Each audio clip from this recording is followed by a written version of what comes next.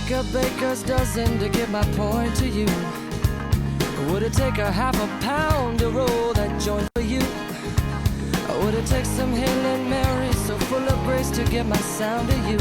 Will you help me break it down and get on through? Now to the other side.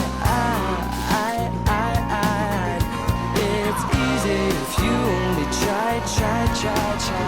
We don't lie down on the job, oh no.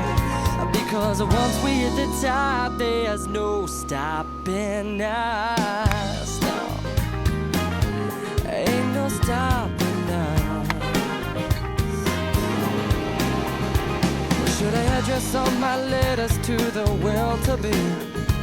Or should I say return to senders just a well be done? Or should I better not take it so personally?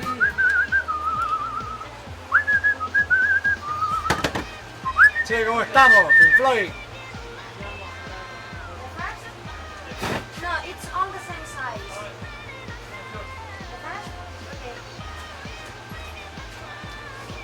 ¿Pimfloy de qué? ¿De qué Pimfloy? ¿Eh? ¿De qué, Chunnorri? ¿De qué? ¿Chunnorri? ¿Chunnorri de qué? ¿De qué Chunnorri?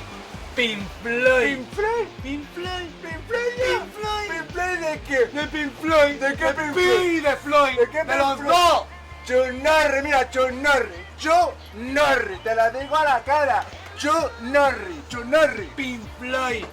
¿Pimfloy de qué? ¿De qué Pimfloy? ¿De qué Pimfloy? Pimfloy. ¿De qué? Pimfloy. ¿De qué Pimfloy? Chunnorri, Chunnorri. Pimfloy. Pimfloy. Pimfloy. Kevin Conner. ¿Qué? Cómete esa. Kevin Conner, mira, Chunnorri, Kevin Conner, a la cara te lo digo. Jennifer López. Jennifer López. Jennifer López. Jennifer Jennifer. Ahora te jodes. Ah, poneme una cerveza.